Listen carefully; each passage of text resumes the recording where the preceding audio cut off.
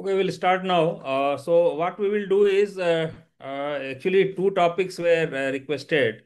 One was logical atomism, and another was logical positivism.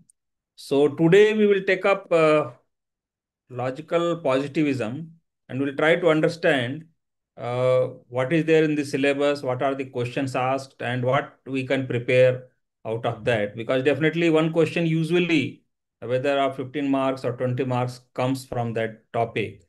In fact, in my normal Western philosophy classes, I only covered up to Hegel because I thought that other smaller topics will be taken up by the students themselves. But then they were requesting if I can take these two topics more, logical positivism and logical atomism. So today I will be taking logical positivism, and then subsequently tomorrow, again at 3 o'clock, I will take logical atomism, so that we'll cover these two topics. And these are special classes. So usually I take the philosophy classes, as you know, on Saturday from 9 p.m. So now this Saturday I'm anyway not going to take this 9 p.m. class because that I mean already two classes we have taken on philosophy, so it's covered. And from next week, we instead of Saturday, we will be again taking the philosophy classes and also ethics classes also accordingly from 3 p.m. to 4 p.m. On Thursday and Friday. These 2 days we will fix. So I will anyway in the group I will be informing that. So Saturday night classes and Sunday night classes I am now rescheduling to Thursday and Friday at 3 p.m. So now let us try to understand this logical positivism thing. Now, first we will go through the syllabus because I usually keep on telling to students also that before you study anything, you first, I mean, because your study should be focused. So you should try to understand what is there in syllabus and what are the questions, previous year's questions asked. And then accordingly, you should try to prepare. So I also do like that. So if you see the seventh topic, logical positivism, it has basically three subtopics: verification theory of meaning, rejection of metaphysics, and linguistic theory of necessary propositions. So these are the three subtopics in the topic of logical positivism. One more thing I just want to tell to students, see, I mean, if you sequentially study these topics, you will keep on connecting each topic one by one because it's like that it has been given also because first Plato and Aristotle are anyway in historic period. Then in modern period, it started from rationalism, then empiricism, then Kant, then Hegel, then Moore, Russell, and early Wittgenstein, and then logical positivism, and then later. So it sequentially and I mean also it's the same, and time wise also, the year wise also, if you see one after the other, it has started and it's connected with the previous one.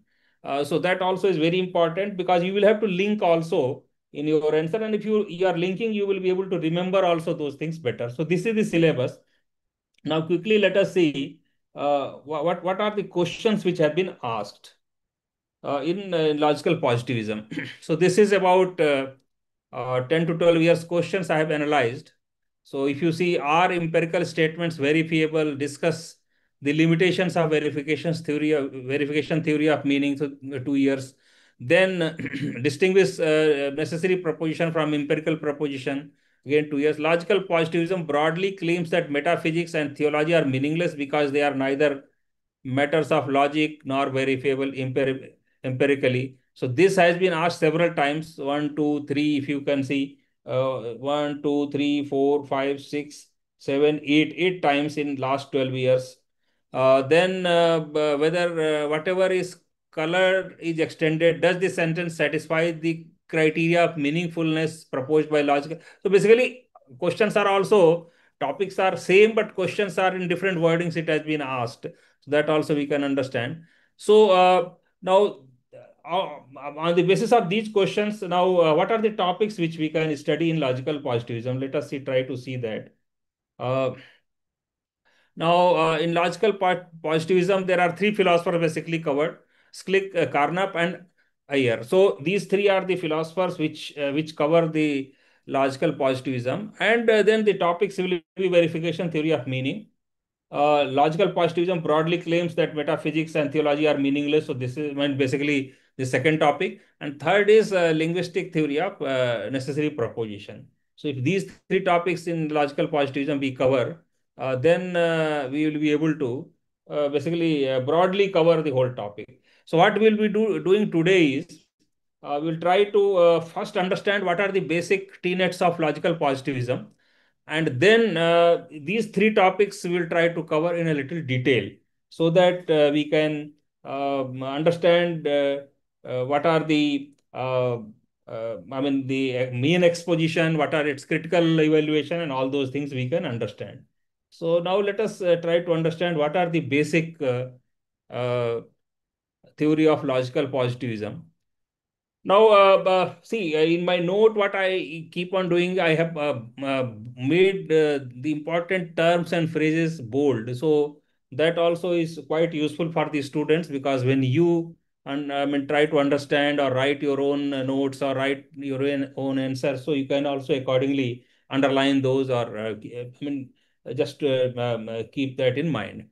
So logical positivism, basically also known as logical empiricism or scientific empiricism. So this was, uh, uh, as you know, main aim was to eliminate metaphysics. Why? Because it was based on first thing empiricism, and second thing is formal logic or reasoning.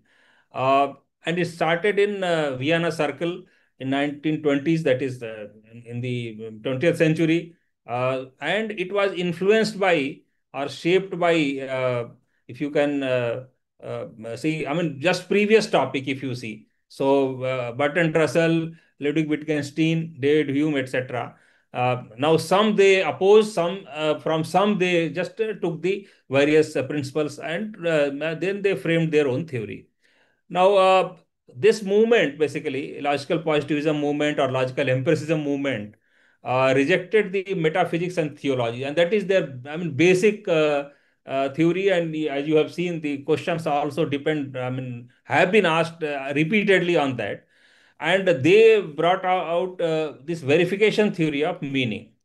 Now, verification theory of meaning means if something can be verified, then only it's meaningful. If not verified, it's meaningless, or it's useless. So now empiricists like Locke, Berkeley, and Hume had based theory on psychological introspections. But these guys, that is logical positivists, employed uh, analytic philosophy and symbolic logic. So there is a difference. I mean, even though they are empirical, but they are logical also. It's not that there's something in mind and then they believe that it's verified. It has to be verified physically. Now, I mean, as we I mean go in detail, we will try to understand how it developed. So now, what are the main aims of logical positivism? See, first is to eliminate the metaphysics. This is important. That is negative aim. Now, uh, for example, statements which are cognitively meaningless. I mean, they clearly declare that the theology or metaphysics cannot be verified, and therefore they are cognitively meaningless. I mean, they clearly told that it's neither true nor false. So therefore meaningless. I mean, basically they had three categories. So if something can be verified, then it will be true or false. If something cannot be verified, then it's meaningless, even not fit for even being true or false either. So it's nonsense, basically. They call nonsensical. Now, what is positive aim? To reconstruct philosophy as a linguistic and logical analysis. So this is again of scientific discourse and to support the unity of science. So basically, they were more scientific in nature, and they utilize language in a scientific manner or a logical manner to analyze the philosophical or theological or metaphysical statements. Now, historical and philosophical foundations already, I mean, I'm not going in detail, but they were influenced by a number of philosophers. That's what here it's mentioned.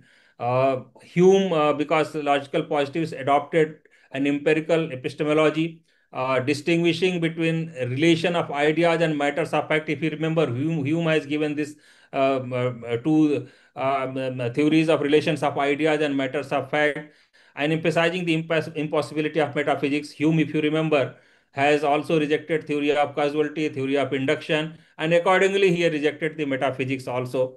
Then they also based on Auguste Comte, and as a sociologist basically.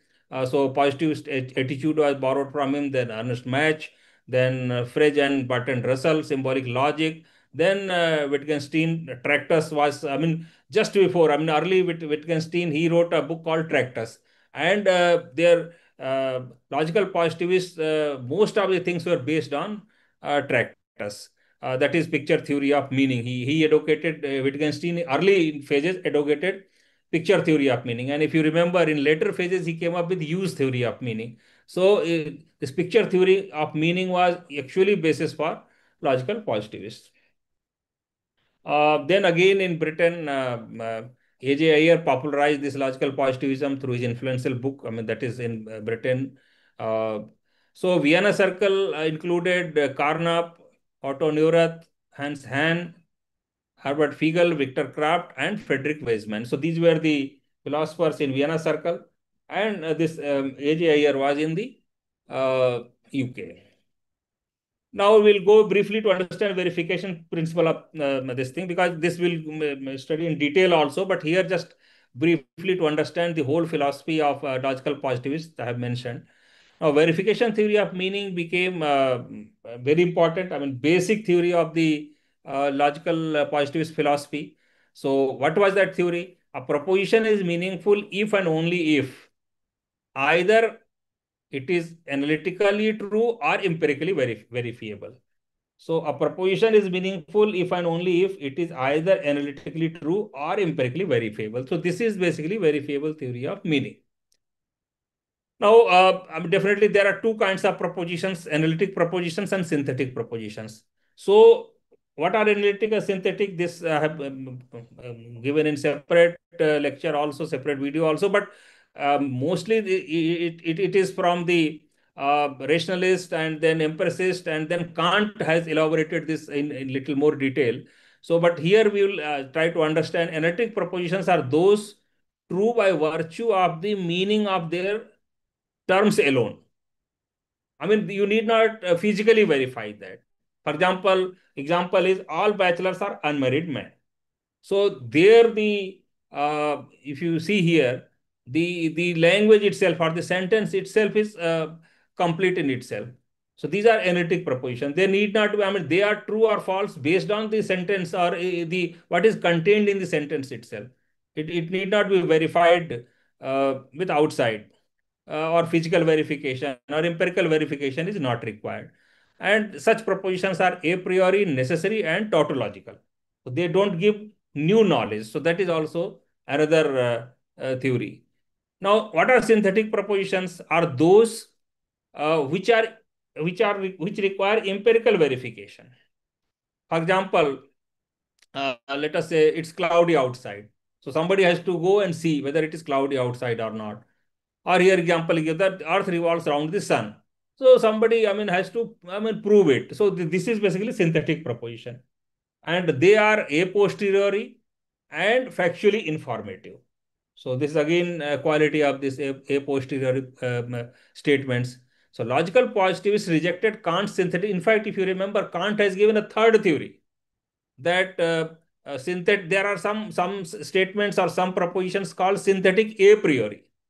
For example, 2 plus 2 is 4, or even he told that scientific propositions are synthetic a priori propositions. Even logic is or maths is synthetic a priori. But these guys, that is logical positivists, they rejected Kant's synthetic a priori, accepting only two kinds, analytic a priori or synthetic a posteriori.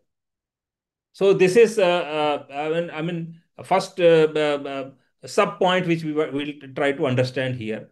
Now then, Schlick's cognitive versus emotive meaning. Now this is, let us see what is Maurice Schlick proposed a distinction between cognitive meaning, that is statements with propositional content capable of being true or false, or emotive meaning, expressions of emotion, command, or evaluation. These are non-cognitive and do not possess truth value. So these two kinds of statements Schlick has uh, differentiated. As a result, statements like murder is wrong or God exists are considered nonsensical in logical positivist terms, not because they are false, but because they cannot be verified. Now, then again, another sub point we should try to understand is types of verifications and modifications. Now, uh, in fact, see, there are a number of internal contradictions also, or internal discussions also in logical positivism, and accordingly, they kept on modifying their theory also. Initially, they said something, subsequently, they tried to reformulate and reduce its intensity. So, accordingly, they have various standards of verifications. If you so types of verifications, and they kept on modifying that. So that's what we are trying to understand here. So as criticism emerged, logical positivists revised their verification principle into several nuanced forms. First, they came out with strong verification, which is requires the complete, conclusive empirical proof. But this renders most of the scientific generalizations also unverifiable. So then they came out with weak verification. So one was promoted by Schlick, and then A.J. Ayer was another. Now, a proposition is meaningful if it is probably verifiable. Then they came out with direct verification through immediate observation, and then indirect verification via logical inference from observable consequences. That is, it rained last night can be inferred if the ground is wet. So these are different kinds of verifications they came up. Then Carnap introduced the idea of protocol statements, elementary observational sentences like red patch observed at 10 a.m. as the base of empirical knowledge.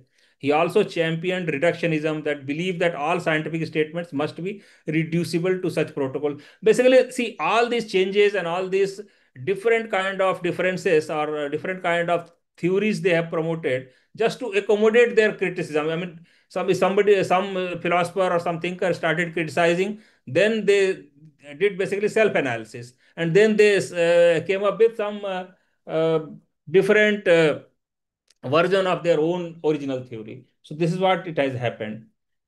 Now, A.J. Ayer, he refined it, I mean, because he was one of the later stages logical positivists, so he tried to refine this theory. A.J. Ayer modified the original theory in significant ways. And let us try to understand what. He accepted both strong and weak verification and introduced basic propositions, statements that refer to private, immediate experience. For example, I have a headache. So that also he says that it can be verified. He supported indirect verification to save scientific laws and historical propositions. So this again, then one philosopher, Church, in his work demonstrated that any proposition can be manipulated to become indirectly verifiable. I mean, he was one of the critics basically. Alonzo Church, he criticized, and he says that if you are allowing indirect verification, then that way any proposition can be indirectly verified. So therefore, you cannot simply say that some metaphysics or theology is meaningless, or some statements are meaningless or meaningful. So that's what his criticism was. Now, elimination of metaphysics, let us try to understand that in brief, because in detail we are going to anyway take up three topics. See, logical positivists argued that metaphysical statements are neither analytic nor a posteriori or empirically verifiable, and hence they are pseudo propositions. So that was their basic argument, and therefore they are meaningless. So, for example, absolute is timeless, or God exists, or God is omnipotent, omniscient, or omnibenevolent. So, all these statements, they do not state facts about the world and cannot be tested by experience, and therefore they are meaningless. Now, Carnap, in his paper, he came out, argued that metaphysical utterances either contain meaningless words or are grammatically deceptive. Ayer went further to say that metaphysics arises from a misunderstanding of logic and language, and therefore it's meaningless. So basically, these philosophers have clearly told like that. Now, another sub point which we should try to understand here in brief is linguistic theory of necessary propositions. Logical positivists address the issue of necessity within an empiricist framework through the linguistic theory of necessity. Now, what is that? Necessary propositions, that is, logical truths and mathematics, are not grounded in the world, but in language and definitions. they are analytic and known a priori. For example, all triangles have three sides is necessarily true because of the conventional meaning of the terms involved. So this is basically linguistic theory of necessity. So basically, they try to, uh, you can say, through language or through logical analysis of language, they try to prove the theory of necessity. So now this position was rejected. Definitely, it will be rejected by J.S. Mill and Immanuel Kant's claim. I mean, J.S. Mill view that mathematics is generalized from experience, and opposed this view opposed Immanuel Kant's claim that necessary truths are synthetic a priori, that I've already told earlier also. So logical positivists maintained that such truths are analytic when properly formulated using formal logic. Otherwise, they are not true. Now, what are the major criticisms? So, general criticism we will try to understand here, and then subsequently we'll take up the topics in detail. So, logical positivism face multiple powerful objections. Now, first is very, very important, self-reputation. The verification principle, which they have given itself, is neither analytically true nor empirically verifiable. So, that's it's meaningless by its own standard. So, this is one self-contradiction criticism. Then Quinn in his landmark essay, he rejected the analytic synthetic distinction, arguing that there is no clear non circular definition exists. Reductionism, stating that empirical knowledge forms a web of belief, individual propositions are tested only in conjunction with whole system, and it cannot be individually tested. That's what his view was. Then Strauss and Paul agrees. They challenged Queen and defended the practical necessity of distinguishing analytic from synthetic propositions. So basically, they Strawson and Paul Gris, in a way, they supported in discussion I mean, they came in support of logical positivism. Then Ludwig Wittgenstein, his later work, because earlier work basically is more or less a logical positivism only, but then subsequently he came up with a use theory of meaning. Earlier he was having a picture theory of meaning. So picture theory of meaning more or less was the basis of logical positivism. But use theory of meaning said that language is a tool with multiple functions. So he basically broadened the use of language or view of regarding language, not just describing facts. And he showed that meaning is determined by use in a language game, not by verifiability. So this again, this thing, Wittgenstein himself, I mean, distance from the logical positivist. Then Berlin criticized Ayer's account of indirect verification. I mean, definitely it has to be criticized because that way anything can be verified. Then Frederick Weizmann, a member of Vienna Circle, also acknowledged that saying metaphysics is nonsense is itself a metaphysical declaration. So that's what one of their own members says. Then the reliance on private sense data raised the risk of solipsism. So this is again a criticism. Then the exclusion of ethical, aesthetic, and religious discourse was seen as a reductive and dismissive of significant human concerns. And accordingly, because this theory could not basically succeed in, you can say, elimination of metaphysics totally. So, therefore, revival of metaphysics was also simultaneous.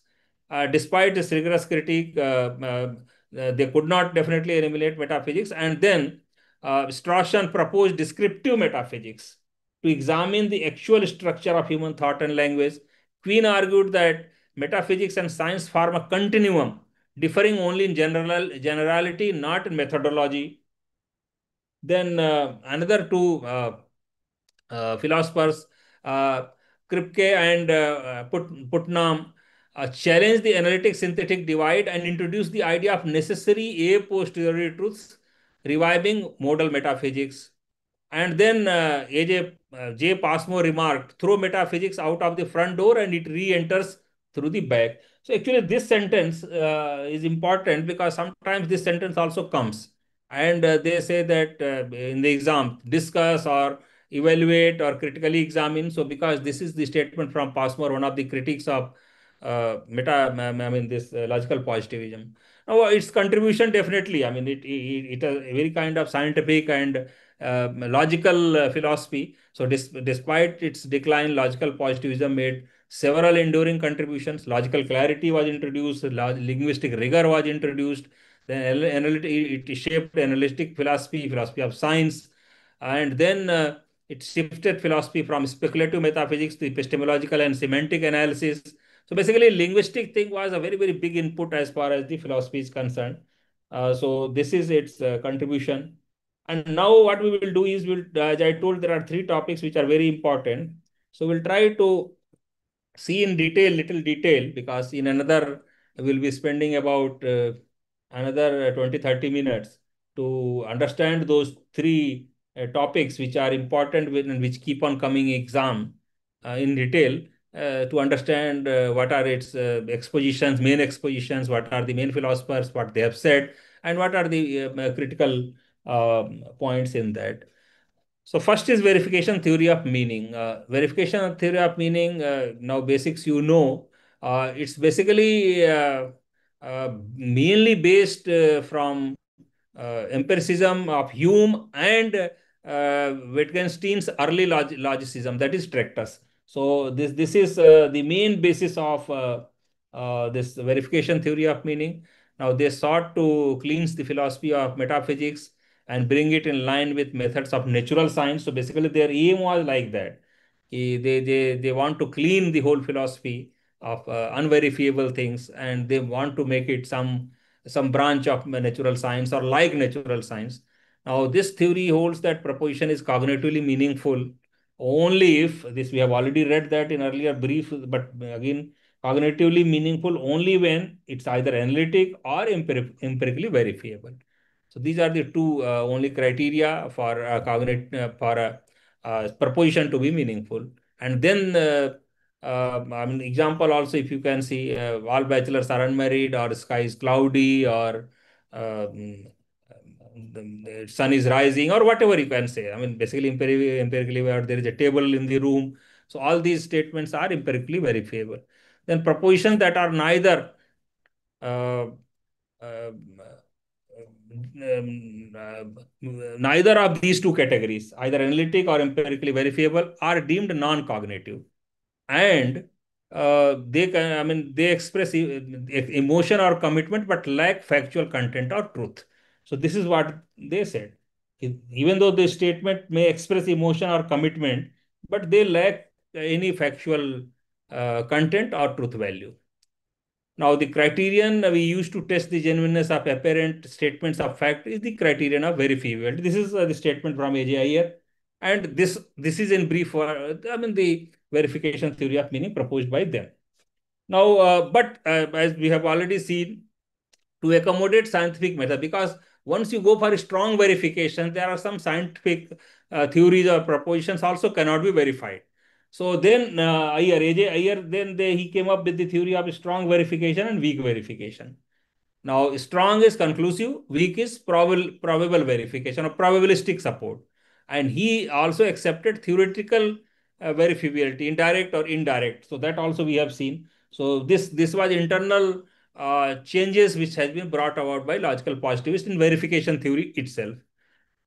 So now, uh, despite its analytical elegance, the theory soon encountered deep philosophical challenges. So now, what are the challenges or what are the criticism of this theory? Now let us try to understand. First, the principle is self-refuting. It is itself neither analytical. This we have already read it, but since again in detail we are reading, so same points will come again and again. So neither analytical nor empirically verifiable, making it meaningless by its own criteria. And this was mainly pointed out by Karl Popper or J.O. Ormson. Then second, Quinn also rejected the analytic synthetic distinction and challenged the notion that all knowledge can be reduced to basic observation. This shook the foundation of verification framework. So Quinn was another critique. Third is the move to indirect verification was undermined by Berlin and Church, who demonstrated that, because see, once you come up with indirect verification, then the Berlin and Church, as we have seen, they told that then anything can be verified. So then you can even say that metaphysics also can be verified. So that's what could be, metaphysical statements could be made indirectly verifiable, thereby blurring the very line verificationists sought to draw themselves. So further, the theory excludes ethical and aesthetic propositions as meaningless. So this again was criticized by thinkers like Stevenson and Hare, that murder is wrong, convey a normative force. I mean, in their meaning, these are emotive propositions and they are meaningless. So Stevenson and Hare came up that this cannot be done. Ethical and aesthetic propositions are anyway have value and meaning also. So moreover, by reducing all meaningful discourses to observation or logic, the theory commits epistemological reductionism. So this is again important term which you can also use. It overlooks the interpretive and conceptual frameworks that underline even empirical claims. And later Wittgenstein challenged this reduction in philosophical. See, later Wittgenstein himself changed the whole thing, as we have already told. From he came up from uh, picture theory of meaning to use theory of meaning, emphasizing the multiplicity of language games. So that this again important. The philosophers who supported actually this, or which were basis, which formed the basis of this theory, they themselves changed later on. So even Popper's falsifiability principle, though similarly empirical, was more inclusive. So it is said that this Popper's principle was even better than the verification theory. So it allowed metaphysical statements to be meaningful if they were refutable in principle. So this is Popper's falsifiability principle, thus offering a more dynamic model of scientific discourse. So therefore, huge criticisms were there of this theory, as we understand. Now, in conclusion, definitely this theory is not going to be accepted. It collapsed because it was rigid, and they kept on amending its own theory. And finally, the amendment reached to such an extent that this theory itself extinguished actually.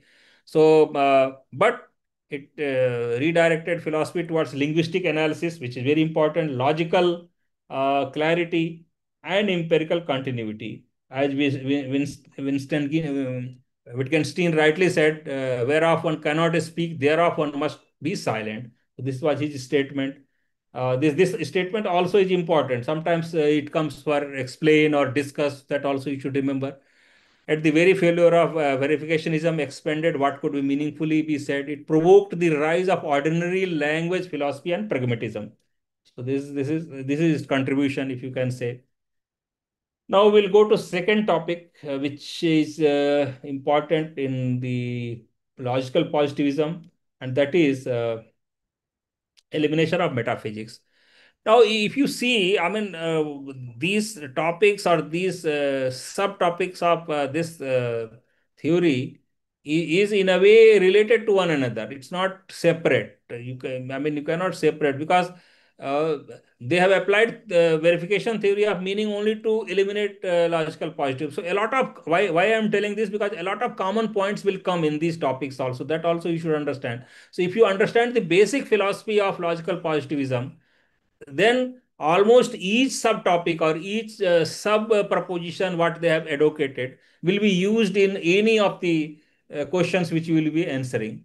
And accordingly, now you see large elimination of metaphysics, if you see, because I have copied from one of the questions which have been asked in one of the years, but this basically means elimination of metaphysics. So now logical positivism is basics. I'm not going now. You see what they are saying. Uh, this logical positivism sought to eliminate metaphysics and align philosophy with scientific reasoning. So that was their main purpose, which we have already seen in earlier pages also. Now they say that, through verification principle, of course, that proposition is meaningful only if either it is analytically true or empirically verifiable. This is their verification principle. And then subsequently they claim that metaphysical claims are neither analytically true and nor empirically verifiable, and therefore they are cognitively meaningless. This is what the elimination of metaphysics for them means. Now, A.J. Ayer, one of the important philosophers of Britain, popularized the movement uh, and said that such statements may express emotion but fail to state facts. So this is again his theory. He is one of the later logical positivists, if I can say. Then logical positivists drew a key distinction between cognitive meaning, that is truth-based, and emotive meaning, that is statement which express only attitude. For murder is wrong or stealing is wrong. So these kind of statements, in their opinion, they don't have meaning. Now, Carnap, another logical positivist, extended this critique by showing that metaphysical statements either use undefined terms or misused grammar. So this is his view, resulting in pseudo propositions. Now, for instance, the absolute, for saying the absolute enters into history but has no history, appears grammatical but lacks verifiable content. So logical positivists basically distinguish also, as we have seen, analytic and synthetic proposition. Uh, the former true by virtue of meaning, and the latter true by virtue of empirical verification or validation. Now, what are the negative points in this? Let us try to understand again. And as I told, again, some points will be common, it will be repeated because all the sub points or theories are linked with one another. So it's not that elimination of metaphysics is different and verification principle is different. Yes, while you answer that, the focus can be on that. But then definitely some points are interconnected and will be repeated. So several, now first point is that this principle on which it is based is neither analytical or not empirically verifiable itself. So this principle itself is meaningless. So leading to self-reputation, a flaw pointed out by Karl Popper and Weismann, which we have seen in earlier criticism, also earlier topic. Second is Quen. He again said that distinction between analytic and synthetic is not correct, and knowledge is a web of interconnected beliefs. It's not that simple that analytic is and synthetic, if you differentiate, you classify whole knowledge. So that was the idea of Quen. Now, third criticism, if you can see, attempts to rescue science through weak verification or indirect verification. Now, this is again very important because uh, once you start using indirect verification or weak verification to rescue science, simultaneously metaphysics also is rescued. This was again pointed out by the philosophers. Once you dilute your own principle, it's going to basically rescue metaphysics also. So same thing was commented by various philosophers, and they said that it opened the door to admitting some metaphysical claims also, because once you make your own standards weak, the metaphysics also will become verifiable, which was pointed out by Berlin and Church. That certain metaphysical proposition could be indirectly verified if paired with observable consequences. For example, if the absolute exists, then grass is green. Becomes indirectly verifiable if grass is indeed green. Such formulations expose the limits of logical empiricism. So this was the, again, very important criticism by Berlin and Church. Later critics emphasize the multifunctional nature of language because Wittgenstein, we have seen, the language has multifunction. It's not only uh, uh, use theory, I mean, it's not picture theory only, it has use theory of meaning also. And accordingly, the meaning is determined by contextual use, not verification. That was their own theory. This is again a very strong point because the philosopher who supported logical positivism himself changed actually. Then Strawson defended descriptive metaphysics, claiming that uh, metaphysics reveals the deep conceptual structure underlying ordinary experience. Quine later argued that metaphysics is a continuation of science. So these philosophers, Quine and Strawson, these are also in the, by the way, in the syllabus. So if you continuously study, I mean, one after the other, you will understand their philosophy also better because they were the critics of logical positivism and they developed after that. So they may, I mean, Quine said that the metaphysics is continuation of science, differing only in generality, not in method. So again, in conclusion, I mean, basically this is important for clarity, linguistic analysis, and scientific accountability in philosophical discourse. And rather, this principle or elimination of metaphysics, they have not been successfully able to do. The verification theory of meaning itself has been weakened by their own members or by their own modifications. So all those things you can write. Now, third point is linguistic theory of necessary propositions. Now, let us try to understand what is that. And now, as I told, a lot of common points will be there because this is a very small chapter, actually, logical positivism, and definitely you will not get questions more than 20 marks. And 20 marks, if you get that, also you should be lucky because usually 10 marks or 15 marks question you will get from this. So, basically, they claimed that all meaningful knowledge arises from sense experience or is grounded in logical analysis. Now, this raised a profound problem. How do we account for necessary propositions such as those in mathematics or logic, which seem universally and necessarily true, yet not derived from experience? So, basically, this linguistic theory of necessary propositions has been advocated by them to account for those necessary propositions which are available in mathematics and logic. So, for answering this question, how do we account for necessary propositions such as those in mathematics or logic, which seem universally and necessarily true, yet not derived from experience?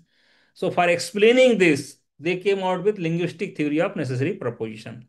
And J.S. Mill argued that even such truths are inductive generalizations from repeated observations.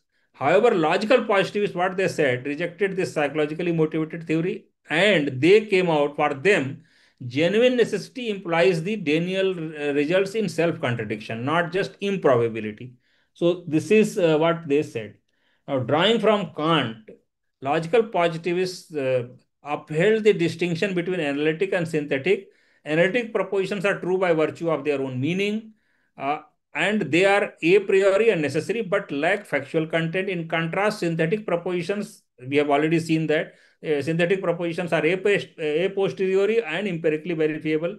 But I rejected Kant's theory of synthetic a priori because, see, if you remember, Kant gave synthetic a priori to justify mathematics and science.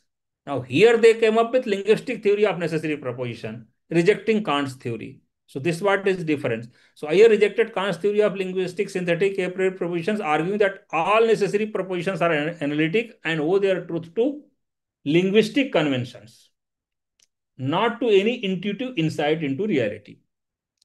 Now, this gave rise to linguistic theory of necessary propositions. That is, the source of necessity lies in language, not in metaphysics. Such propositions are often tautologies, logically valid but empirically empty. For instance, either it will rain or it won't is necessarily true, but it does not inform us about the world. According to Ayer, the necessity of such truths is derived from meaning of terms and the rules of language use, echoing earlier insights of Frege and Bertrand Russell. So this is their necessary theory of linguistic conventions or propositions, that the necessary truths are derived from meaning of terms and rules of language use and not from any other thing. So now, I mean, basically, this theory is, if you put vis-a-vis Kant's theory, then you will try to understand. Here, they say that it's only language which decides which propositions are necessary. Now, Kant says no, there are third category, synthetic a priori, and whichever falls in synthetic a priori, even though it's not analytic, even though it's not uh, empirically verifiable, still it's true. So here it's different. Now, again, in criticism, we'll see the almost same thing. It was challenged by Quinn himself. Quinn rejected both the analytic and synthetic distinction and reductionism. That the idea is every meaningful statement must be reduced to sense data. He argued that key concepts like meaning, synonymy, and necessity are either undefined or circularly defined. So therefore, it's not correct or based on shifting linguistic norms. So for when knowledge is holistic web, where even logical truths are not immune to revision. Now, this view blurred the line between necessary and empirical truth. So, Quinn was a very strong critic of logical positivism. In response, Strauss and Greece, again, they wrote that uh, uh, concept of red is explained with reference to other colors. Analytically, too can be clarified through semantic interdependence. They defended distinction as practically indispensable, even if formally elusive. Later, Wittgenstein anyway came out with the theory of meaning as a use theory of meaning. So that itself again changed the whole perspective of logical positivism and what they have given in their own theory. So he said that language, he argued, functions in diverse ways across different language games, and meaning is embedded in social practices, not merely verification or logical structure. Now, in conclusion, linguistic theory of necessary propositions clarified that necessity stems from semantic conventions rather than metaphysical insights. Now, basically, necessity, in their opinion, is from the language itself, structure of the sentence or language. It ultimately rested on fragile distinction. Now, Quinn's critique combined with Wittgenstein's pragmatic approach led to broader understanding of necessity as shaped by context, usage, and conceptual framework. So, this is perhaps more accurate explanation of necessity rather than only language. Uh, Nonetheless, this theory was important for 20th century logic and philosophical cleansing, basically, I will call, because the linguistic analysis of philosophy was done, and more it was based on logic and science. So now this completes the third topic also. Now tomorrow we'll be taking up the logical atomism at 3 o'clock, and we'll try to finish that. Uh, now, if any of you wants to say anything, otherwise I will close. So, so you will be uploading the notes, right? These three. Uh, I will be uploading the notes. Yeah. yes, sir. Okay. Okay, then thank you. Thank you, everybody. We'll meet again tomorrow at 3 o'clock. Thank you.